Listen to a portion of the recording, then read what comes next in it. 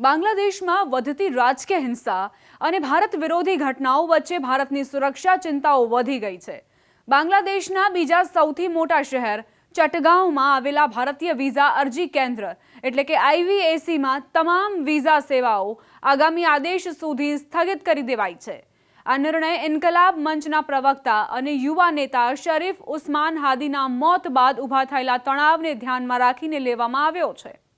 સ્થાનિક media Dhaka tribune અનુસાર ચટગાંવમાં ભારતીય સહાયક હાઈ કમિશન સાથે જોડાયેલી તાજેતરની ઘટનાઓ અને સુરક્ષા સ્થિતિની સમીક્ષા બાદ આ નિર્ણય 21 ડિસેમ્બરથી અમલમાં આવી ગયો છે। IVACએ સ્પષ્ટ કર્યું છે કે સુરક્ષા સ્થિતિની ફરી સમીક્ષા કર્યા બાદ જ વિઝા સેવાઓ ફરી શરૂ કરવા અંગે કોઈ જાહેરાત કરવામાં આવશે। હાદી, જેઓ ગયા વર્ષે વિદ્યાર્થી આંદોલનના મુખ્ય ચહેરાઓમાંના એક હતા, 12 ફેબ્રુઆરીએ યોજાનારી સામાન્ય ચૂંટણીના ઉમેદવાર પણ હતા, પરંતુ તેના 2 મહિના પહેલા એટલે કે 12 ડિસેમ્બરે ઢાકાના વિજયનગર વિસ્તારમાં ચૂંટણી પ્રચાર દરમિયાન નકાબપોશ હુમલાખોરોએ તેમના માથામાં ગોળી મારી હતી। ગંભીર હાલતમાં તેમને સિંગાપોર લઈ જવામાં આવ્યા હતા, જ્યાં સારવાર દરમિયાન તેમનું મોત થયું હતું। હાદીના મોત બાદ બાંગ્લાદેશના અનેક ભાગોમાં હિંસા, આગચંપી અને તોડફોડની ઘટનાઓ બની।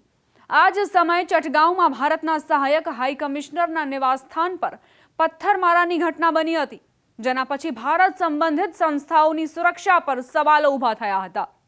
તણાવના માહોલને જોતા બાંગ્લાદેશના સિલહટમાં ભારતના સહાયક હાઈ કમિશન કાર્યાલય અને વિઝા અરજી કેન્દ્રની સુરક્ષા પણ કડક કરી દેવાઈ છે।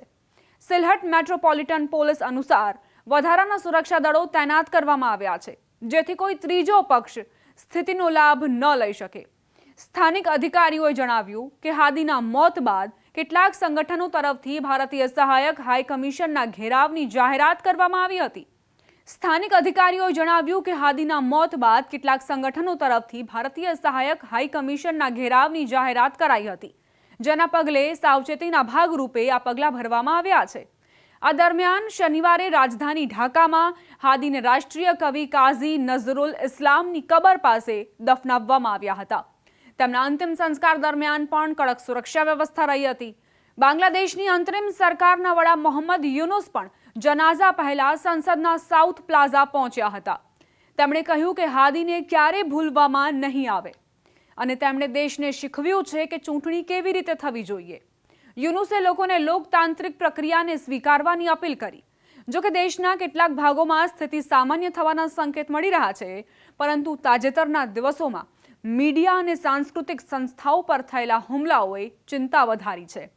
તો આ તરફ પ્રથમ આલો અને ધ ડેલી સ્ટારના કાર્યાલયમાં આગચંપી બાદ બંને અખબારોએ શનિવારથી ફરી પ્રકાશન શરૂ કરી દીધું છે, જ્યારે સાંસ્કૃતિક સંગઠન ઉદીચી શિલ્પી ગોષ્ઠીએ આરોપ લગાવ્યો છે કે સરકારે અગાઉથી ચેતવણી મળવા છતાં તેમના કેન્દ્રીય કાર્યાલય પર થયેલા હુમલાને રોકવા માટે કોઈ પગલાં નહોતા ભર્યા।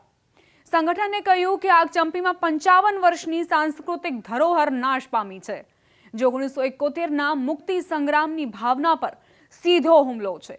બીજી તરફ માનવાધિકાર સંગઠન એમ્નેસ્ટી ઇન્ટરનેશનલે હાદીની હત્યા અને તે પછી થયેલી હિંસાની નિષ્પક્ષ અને સ્વતંત્ર તપાસની માંગ કરી છે।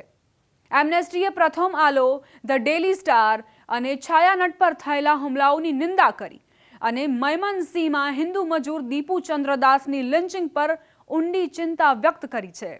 રાજકીય વિશ્લેષકોનું માનવું છે કે જો સ્થિતિ આવી જ રહી તો 12 ફેબ્રુઆરી 2026ના રોજ યોજાનારી રાષ્ટ્રીય ચૂંટણી પર ખતરો મંડરાઈ શકે છે।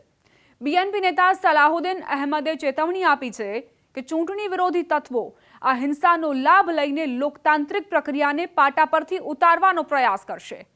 દેશમાં વધતી હિંસા અને રાજકીય અસ્થિરતાએ બાંગ્લાદેશના ભવિષ્યને લઈને ગંભીર સવાલો ઊભા કરી દીધા છે।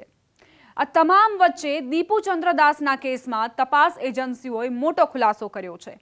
અધિકારીઓના જણાવ્યા અનુસાર અત્યાર સુધી એવા કોઈ નક્કર પુરાવા નથી મળ્યા જેના આધારે સાબિત થાય કે દીપુ ચંદ્રદાસે ઇસ્લામ અથવા કોઈ ધાર્મિક લાગણીને ઠેસ પહોંચાડે તેવી કોઈ ટિપ્પણી કરી હતી। RAB-14ના કંપની કમાન્ડર મોહમ્મદ સમસુજમ્માને જણાવ્યું કે તપાસમાં એ પણ સામે આવ્યું કે મૃતકે ફેસબુક પર પણ એવી કોઈ પોસ્ટ નહોતી કરી જેનાથી ધાર્મિક લાગણીઓ દુભાય। તેમ છતાં આરોપો લગાવ્યા બાદ ટોળાએ પહેલા દીપુને મારીને હત્યા કરી અને પછી તેના મૃતદેહને સળગાવી દીધો। ચીફ એડવાઇઝરના જણાવ્યા અનુસાર આ કેસમાં અત્યાર સુધી 10 લોકોની ધરપકડ કરાઈ છે અને તપાસ ચાલુ છે।